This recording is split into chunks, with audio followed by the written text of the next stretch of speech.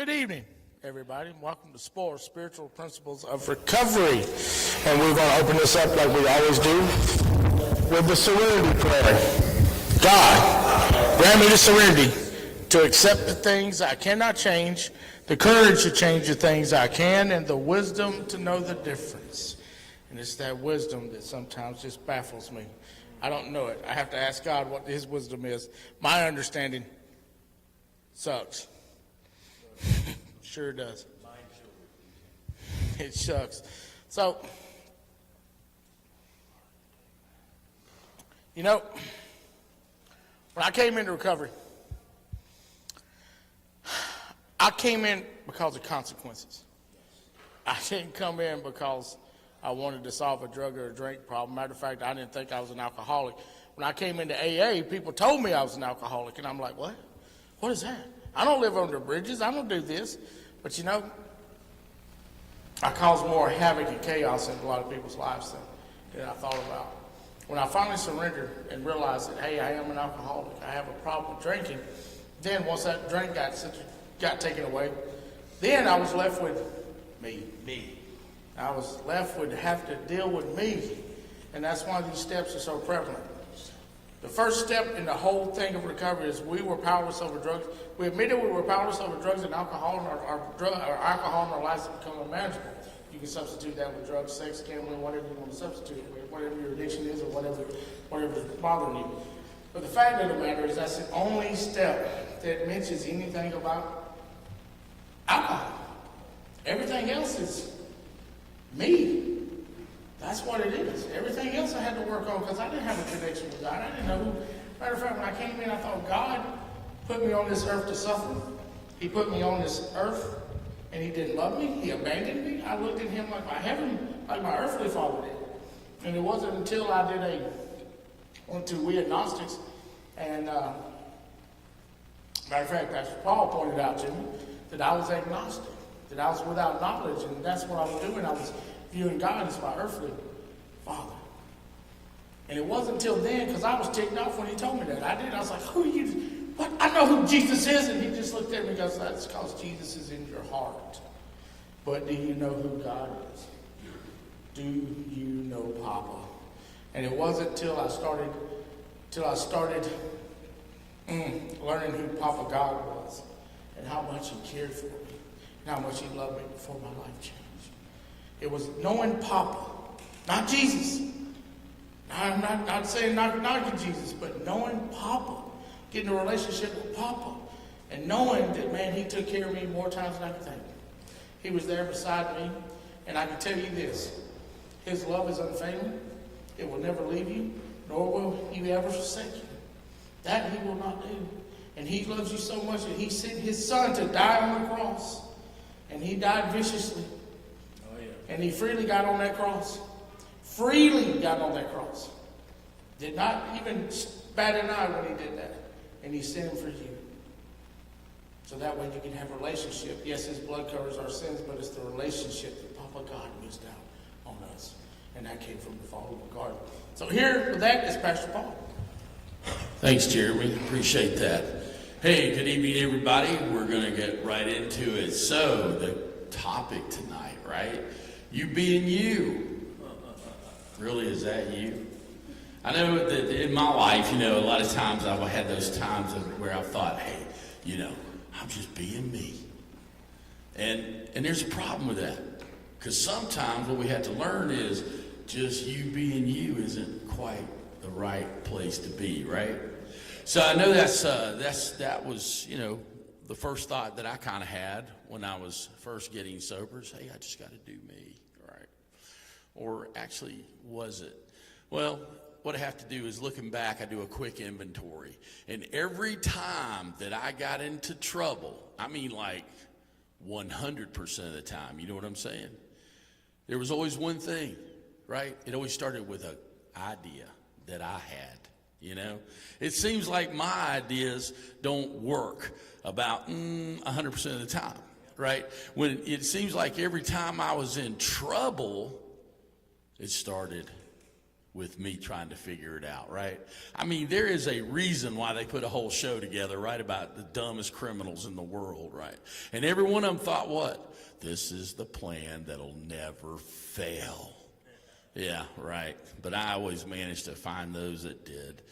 You know, so what it began to do for me is that I had to ask myself some questions, you know, and first thing I had to say is me running my life, me being me, is that really the best thing for me to be? You see, being in total control of my life, it always ended up in chaos. It left me chaotic. But let me just be honest with it. I liked it. I enjoyed it. I survived on it. Why? Because my addiction level, man, what do you got, right? I don't care what it is. What can we get into now? But the one thing that I started realizing is that my life was getting worn out by being so chaotic. It wasn't making sense. It's like, why do I like this? Because I must like it, because every time I get one thing sorted out, what do I go to? Create more. Does that sound familiar? How many's addiction was like the one thing? I don't care what your addiction was. We all have one thing in common, right? What's that word? More. Exactly. It's like, I just want more. So the thing that I started realizing is as long as my life was in chaos, I didn't have to really focus in on the reality of what was really going on. I actually thought to myself one time I wanted a corporate job where I would just put out fires. That's all I wanted to do. Just throw it at me, man. I'm ready. That is insanity. Right? I mean, that's insanity on steroids. And that's exactly what I thought. And that's how I lived. So here's the thing. Big question I have to ask is, how is it working for you so far? Right? We hear that thrown out there all the time, but it's a reality check, right? It's like, let me step back and take a look. But how is it working for you? Well, for me, it's not working out good at all. When I'm in that stressed out period of time where I can't think of anything else, but it's like this one problem I got, and I'm going to fix it. I am going to fix it. And then I turn around and bam, I'm getting hit with another one. Bam, getting hit with another one. Well, in complete transparency right now, here's the funny thing. I looked around today and I'm getting hit with stuff. And I promise you, I'm not oblivious to it. But it just isn't that big a deal, right? Because I don't go, oh my God, the whole world's against me. What am I going to do? It really is becoming more and more one of those things. It's not my responsibility. It's just my responsibility to show up and do the next right thing, right? And that helps me a bunch. But if I don't take care of myself, who will? That's a lie, by the way. That is a major lie. If I don't take care of myself, who will? You see, we get that confused with you're responsible. You and you alone are responsible for your recovery. That is true. That's very true. But what's the difference in that? You see, the difference is that I have no faith, that I don't believe that anybody is really out there for me, so I have to take care of myself, opposed to I don't care what it takes. I'm not going back to that old lifestyle. I'm just not doing it. I'm here, man. I'm here to stay. And that is where we want to be. That's where we get to eventually. Y'all do know there is such thing as a one chipper, right? Oh, yeah. Right. I'll be one. Why? I know you're one too. Why? Because of what? We made a decision. And it wasn't even we made a decision to turn our will and our life over to the care of God. No, that'd been great. It's just I made a decision today. I'm not going to do anything. Now, let me tell you something. That didn't mean that I was like, oh my gosh, I just want to go to church and live there. Dude, I was anything but there, right? It was more like, I am just not going to use today. I don't care. And Don't care any other moral way I live, right? I came up in a program in the beginning that basically taught me that it didn't matter what you did as long as you stayed clean today. I eventually realized that was basically a non-applicable program and moved forward and went into true recovery. But the point is that you can lay things down and not pick them back up. That's a choice, right? The thing about that, when I sit there and I tell myself, if I don't take care of myself, who will? That is really a messed up mindset. And that's exactly what it is. A mindset is what? It's something that we have locked into our brain that becomes a natural reaction. See, that's why we can't be reactionary anymore. That's why we have to take action but don't react, right? You can't just go with the next thing that you think you're supposed to do. It's a lie. When I first came in the first year, they would tell me this, and y'all have heard me say it before, and I'll say it many times again. They told me that whatever great idea that I came up with, do the opposite. And it worked most of the time. But you know what they also told me? The mind was for entertainment purposes only. Y'all remember that? That's right. When you first come in, it's like, quit trying to figure it out. You don't have the answer. I promise you that. You see, the truth is, it's the same thinking that got me into worse situations than I was in before. And I ended up in more chaotic living. And that literally was what my life seemed to be. And here's the crazy thing. I'm not talking about when I was out doing the do. I'm talking about sober.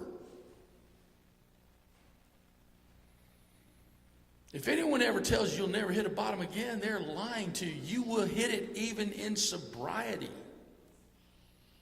Can't tell you how many people I know that have been bankrupt, been divorced, been lost businesses, lost family. You run through those things, but how are you going to handle it? You handle it on your own, you're screwed. Plain black, just like that. It ain't going to change, right? But you know what that really is when I'm trying to run everything and do everything?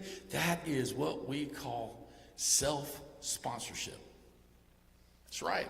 Or at best, controlled sponsorship. I literally listened to someone, I have a sponsor who told me that they had a sponsor that came to them and they told them they were willing to do the fifth step, but don't ask me any questions, don't give me any of your opinions, and only tell me what I've done right. What? You know what that is? That's a future drunk. Why? I'm not willing to share with you what's going on with me. You see, I've got to stay in control so that I don't get hurt. The problem with that is you will get hurt every time that you keep on trying to stay in control. Only when we learn to begin to hand it off. First of all, we start with others. That's true. We start with others. And eventually, where do we get? Where we begin to go right to Papa and say, here it is. Here it is. I can't deal with it. Maybe you can. And I was good with the maybe you can, right? See, it's the type of thinking. That type of thing tells you lies, man. It will tell you things such as, hey, I know, why don't I just move to a different city? Then everything will be a whole lot better. I guarantee you, I am not the only person that has ever done a what? Come on, guys. A geographical cure, right? I remember when my son moved to New York because Atlanta wasn't big enough. Okay, that's fine. But the point was, as he was talking to me, everything he was talking about was about getting away from some things here. And finally, the only thing I'd say to him is, I was like, son, it really doesn't matter where you wake up tomorrow. You will always be there. And that's what I kept finding out. Man, I lived everywhere. Kept moving, trying to find a better way, trying to find something different. But it never would work. Or every time that I'd wake up with somebody different, I was the one that was still there. So what do we call that? Common denominator. And when you find out that you're the common denominator, then you better do some inventory work real quick, because the first thing you want to ask is, why do I keep ending up in the same place? And why am I so afraid to turn it over? Because me, I don't do that good a job.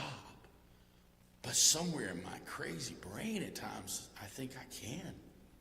That's the insanity, man, is that I need to stay in control.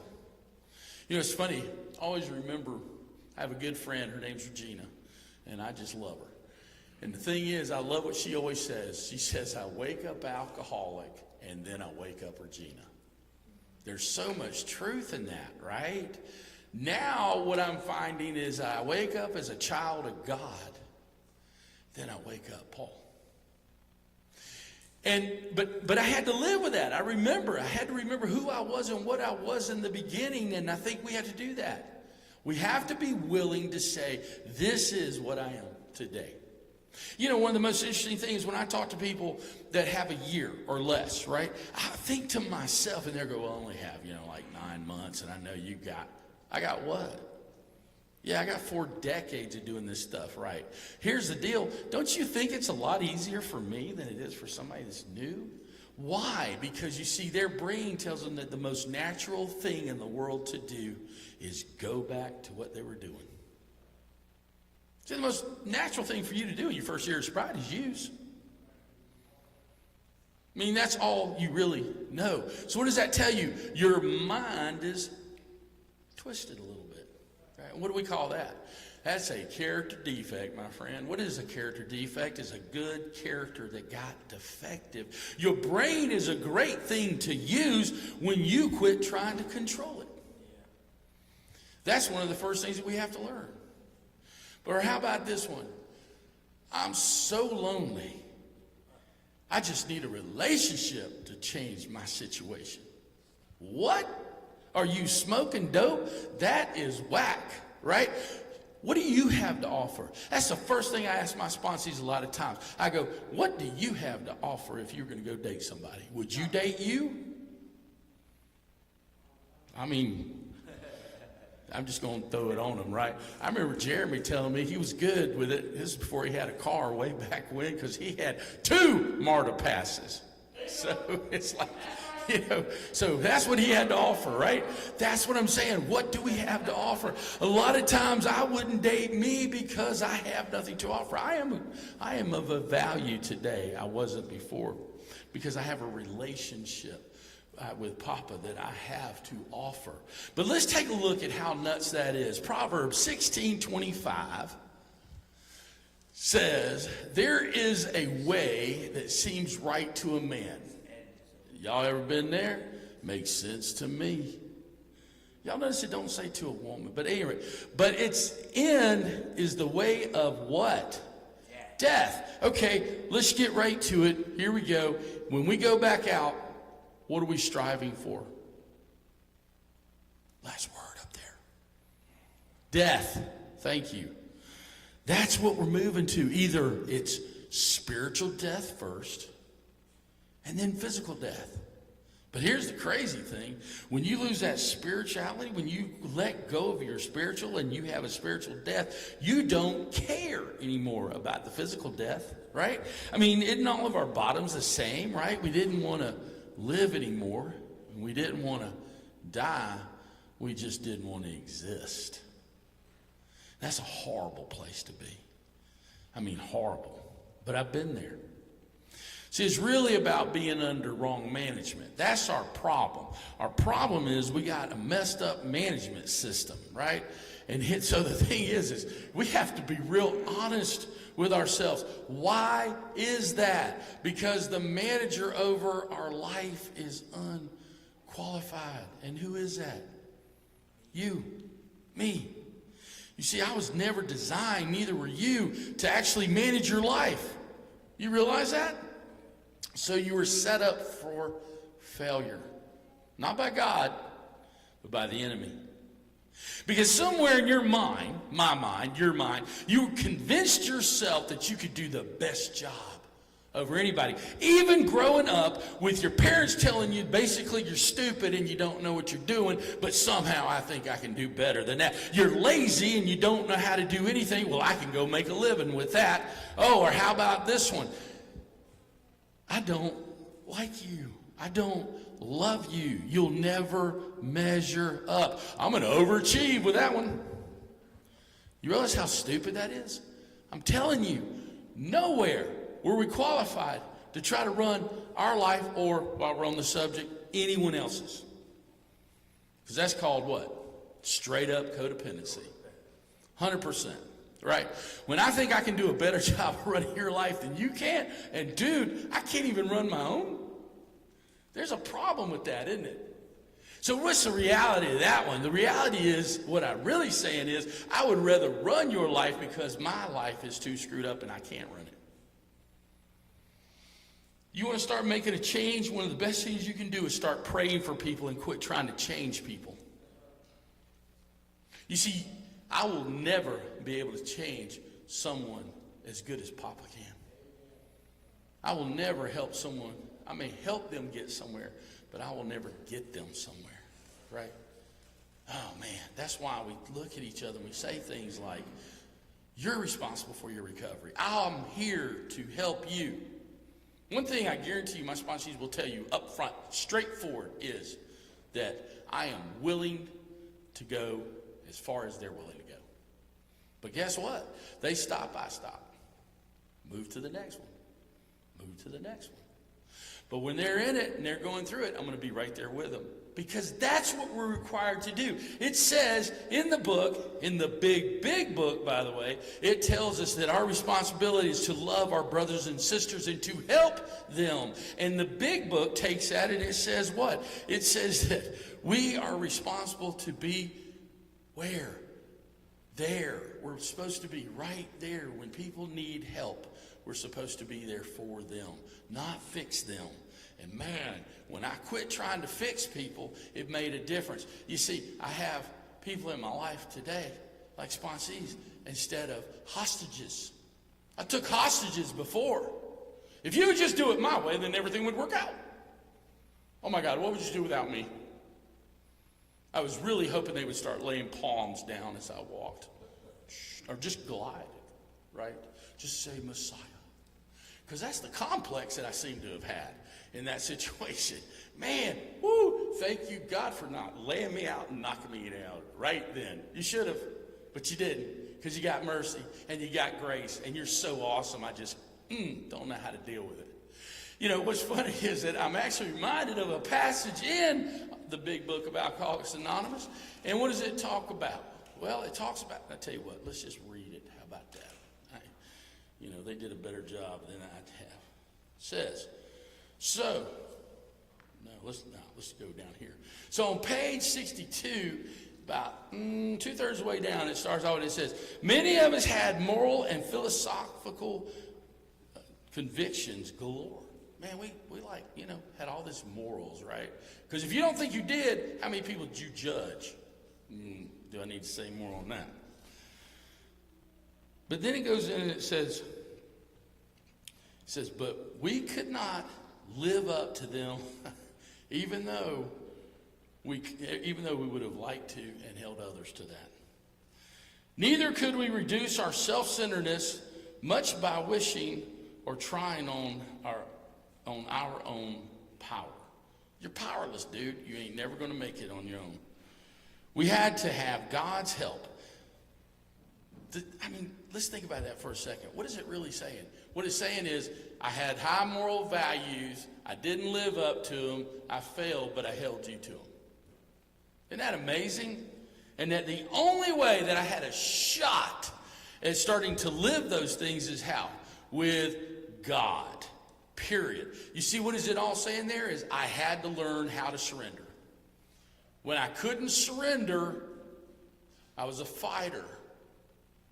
And the more I fought, the harder it got. Do you know why most generals surrender? It's to save lives. It's not because they go, well, I failed.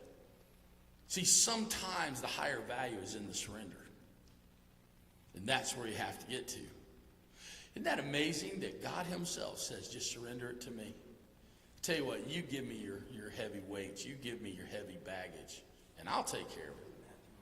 I tell you what, I'm going to give you mine. You know how heavy his is? There ain't none. God didn't bring baggage into any relationship. Man, I was like keeping the Samsonite company employed. I was bringing so much baggage into the next relationship and the next relationship and the next relationship. Woo, I was so happy today I was able to lay it down and no longer have to live in that stuff, right? But let's go ahead and continue to read a little bit more. It says, this is the how and the why of it. First of all, we had to quit playing God. It didn't work. Next, we decided that hereafter, in the drama of life, God was going to be the director, and he is the principal, and we are his agents. We work for him. He is the father, and we are the children. Most good ideas, those good ideas, are simple. And this concept was the keystone of, here I love this part, of the new and triumphant arch through which we passed with freedom. You see, it's very simple. If I'll surrender and I'll turn it all over to God, then what begins to happen is God removes it and I start this new quality of life that starts with feeling freedom. I didn't feel freedom when I was out there. And I didn't feel freedom for a lot of years when I was in here. It was when I totally surrendered and said, you take it, God. Not me anymore. It's yours. When I literally took step 3, the third step, seriously. I said, God, I don't understand you that much, but I'll give you all I can. Life began to feel free. I had a manager years ago. She was the CFO of our company. And it was an interesting deal. My dad actually came to me one day and said, son, I want to help you out with your company. I said, we're doing okay. Don't really need money or anything like that. He said, I'm not going to do that. What I'm going to do is I hired a consultant. That's now what a CFO has become. And so I'm going to pay the first 6 months and you're going to pay the next 6 months. And I said, fantastic, great. And so Judy showed up at work, and it was really kind of funny because she's comes in with the executive look, right? Dude, I start at 4:45 in the morning. And here she comes with her little suit. And we're all there like, yeah, right. And my staff's freaked out because they think she's going to come in and fire everybody, right? So they don't know.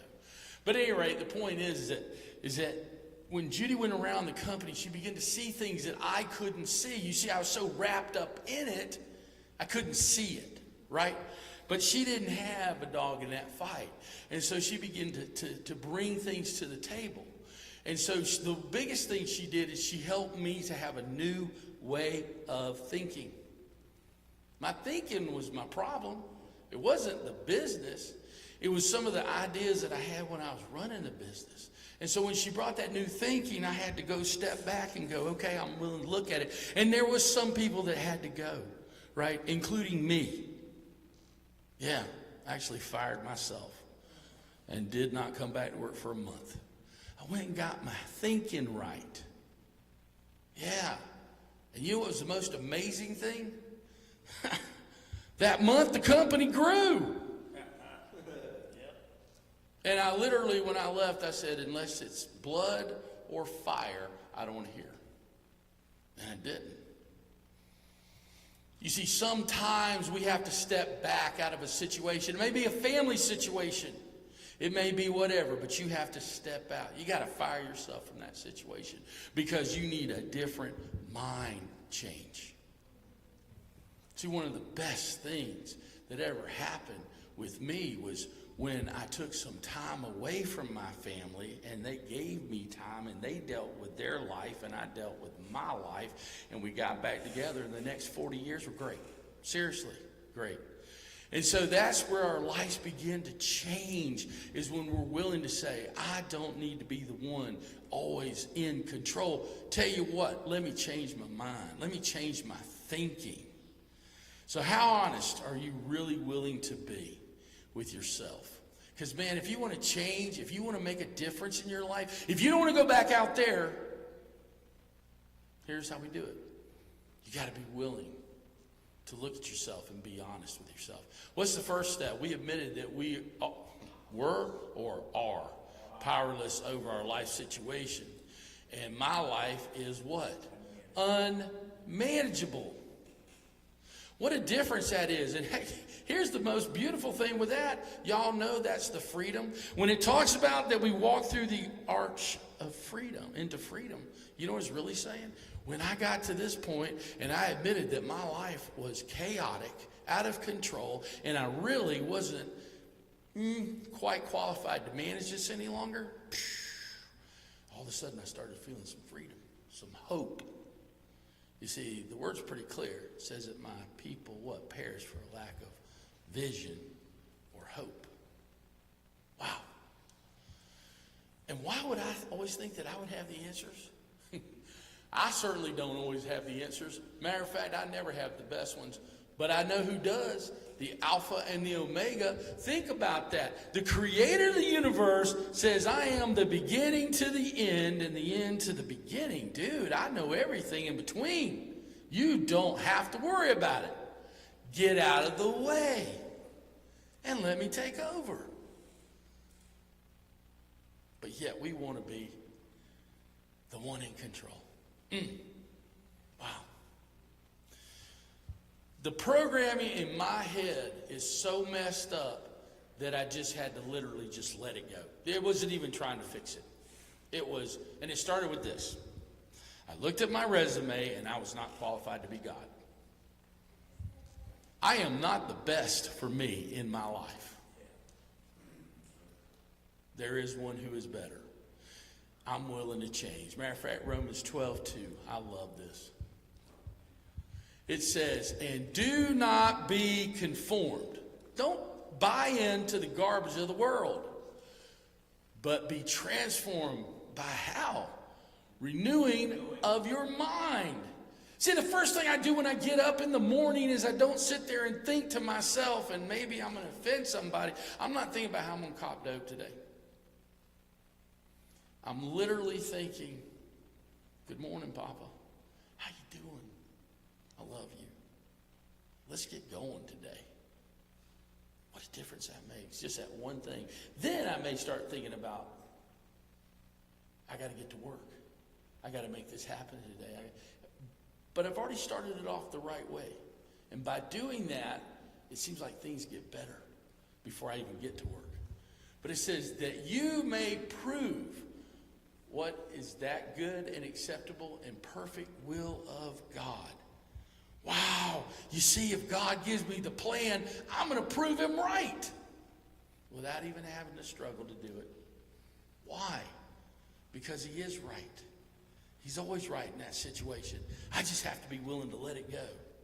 So are you willing to do whatever it takes to give all the management over to Papa God? I mean, I'm talking about in everything that you do. Are you willing to do it? Are you willing to join what we call the no matter what club? I don't care what it looks like. I don't care that it looks like it's going to fail. I'm telling you, I've had more stuff succeed way beyond what I thought it would do when it looked like it was going to fail. Two things happened. First thing is I didn't care anymore. I'm like, well, it's probably ain't going to happen. But I didn't go into all that. I just said, okay, I'm going to keep moving forward, but I'm okay. So guess what? My mind wasn't all around it. And then the next thing was, I have a history with you, and every time I let go, I cannot understand why your grace works like this, but you make it work out. Matter of fact, not just work out, better than I could ever even conceive. You see, that verse is so right. It says, I will prove him right. And the more you do, the more faith you should have. Man, faith isn't what? It's not like I got all the faith I'm ever going to have. It's like a muscle. You got to strengthen it. You got to work with it. So every time that you sit there and you pick up weights and you increase the weight value, you get stronger. Well, every time that God comes through for you, you get stronger in your faith. And you're able to handle more and more and more. You see, God even said, here's the deal, man. I'm going to go ahead and just give you a measure of faith. And it's up to you to do what you're going to do with it. And what most of us do with it in the beginning is we stick it over in the closet. Because I need to run this, and I got to have chaos, and I got to make it happen, and and the last thing I can have is faith in this. Because see, faith means that I believe that something or someone else is going to make it happen. Not me, but I'm the one that's got to make it happen. Why? Oh, that's a stressful way to live. Not interested anymore. But can you resist trying to take things back? Can you resist sitting there and saying, God, I'm going to give it to you? I kid you not. I prayed for somebody last week right here on Wednesday night. Lord, heal their body. They had a specific need. And it was one of those deals where I walked up and it was like, boom, I could just see what it was. Prayed over it. Whew, man, I'm feeling kind of good. Yeah, I'm feeling better. By the time they hit that back wall, it was, I got to get to the chiropractor because they're going to have to make an adjustment. Help me. If I can just get to the chiropractor, I'll be okay. How about chiropractor Jesus? Dr. Holy Spirit. There you go. Right? I mean, he just took on all of our infirmities when he was on the cross. Let me help you with that one. That means they already been done. Right? Don't you love past tense opposed to present tense sometimes? What does it say? It says what? It's just like God as we understood it. It says that he took on all my sickness, that we were healed 2,000 years ago. That's past, my friends. Sometimes we just have to learn to grab it and take it. That's okay if you don't want to do that. He's so good. He's all right with it. You do what you need to do. Matter of fact, you do you. How about that one? But here's the other thing. I'm grateful, and you got to have gratitude, that I'm not in the results business today. You see, all I'm told to do is suit up, show up, and be willing. I used to take kind of an offense to this, but not anymore. It's funny how we used to hear all the time. It's like God can move mountains, and he will, but you need to bring a shovel. Why? Because he needs your help? No, because he needs a little skin in the game. And so many times we're not willing. It's like, God, you just handle it for me. And that's an excuse. When it's, God, what do you want me to do? I'm here. I'm ready. Because matter of fact, you know what he says? He said, hey, here's the deal. Do all you can do. And when you can't do any more, then check this out. You just stand back and watch me do the work. Right, Pastor? I mean, straightforward. He says that right forward. You'll get to see my glory work in this situation. Bring a shovel. Bring a little bit to the game. Not because I need your help, because I want to know that you're invested. See, that's how faith grows. It doesn't just grow on its own. But I'm grateful also that he has come through all the time. May not be just like I wanted to, but he always comes through. And I got news for you. It's always better. No, listen, it's always better, guys.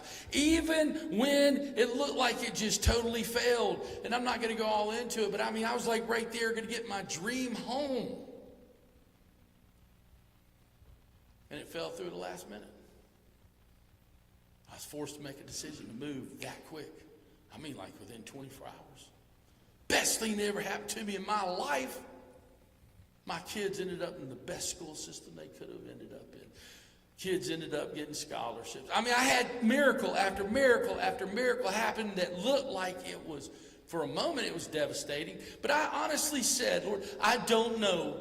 I believed for this. I don't know why I didn't get it, but I know you got something better. I promise you that. And it didn't look like that when we were moving into a 2-bedroom apartment with 3 kids, because that's the only thing that was open.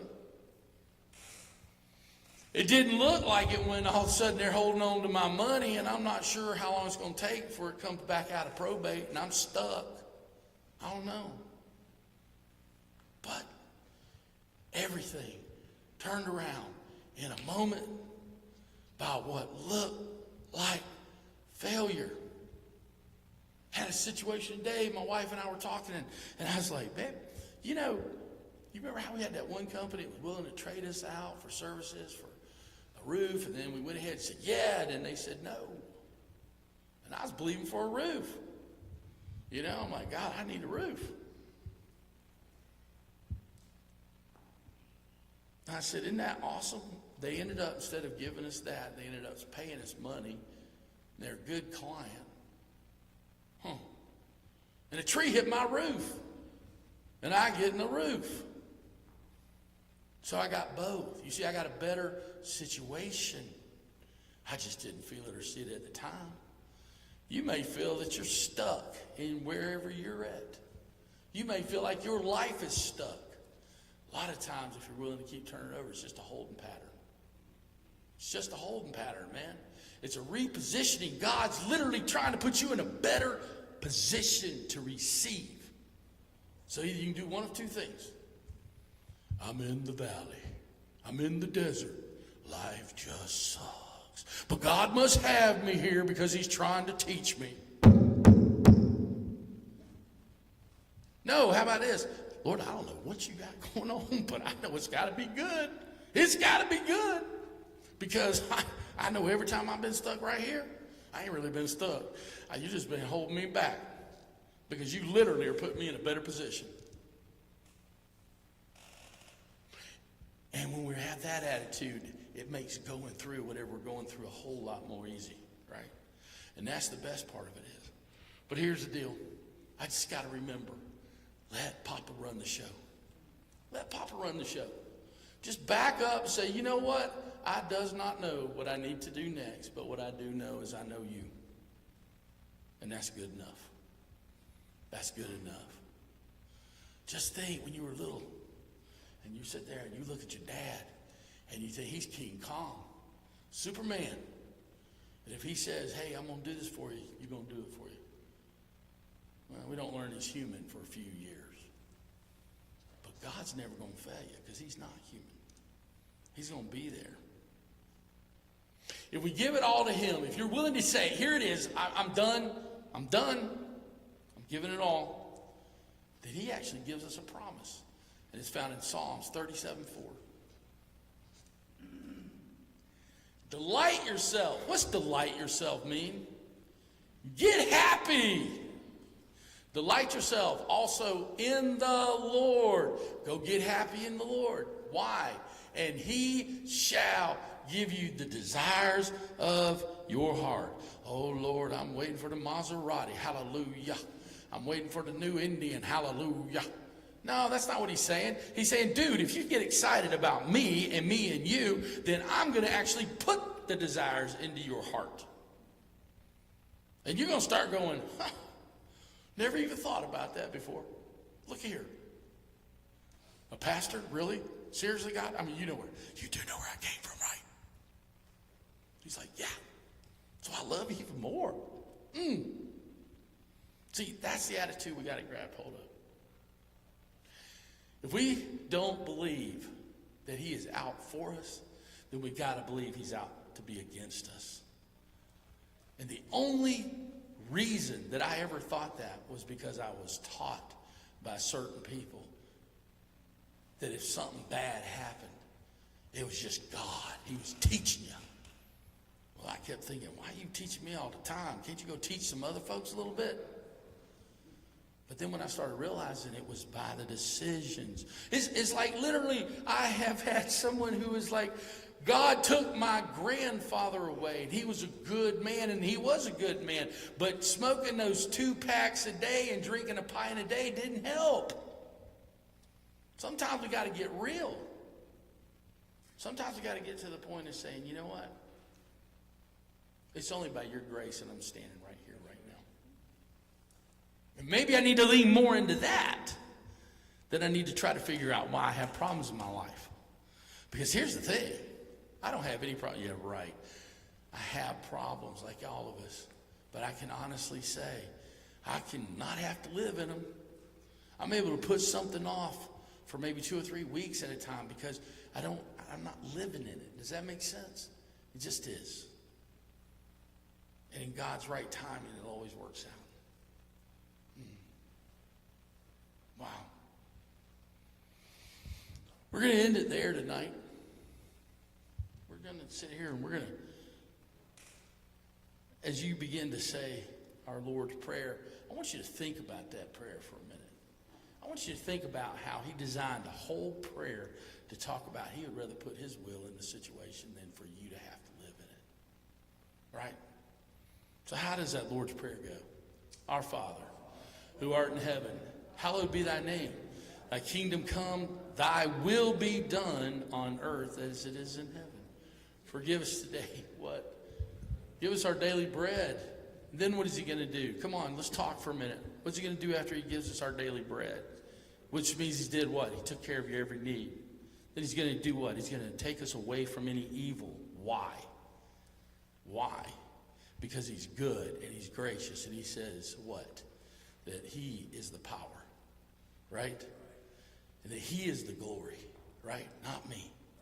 And that he will take care of me and will take care of you forever and ever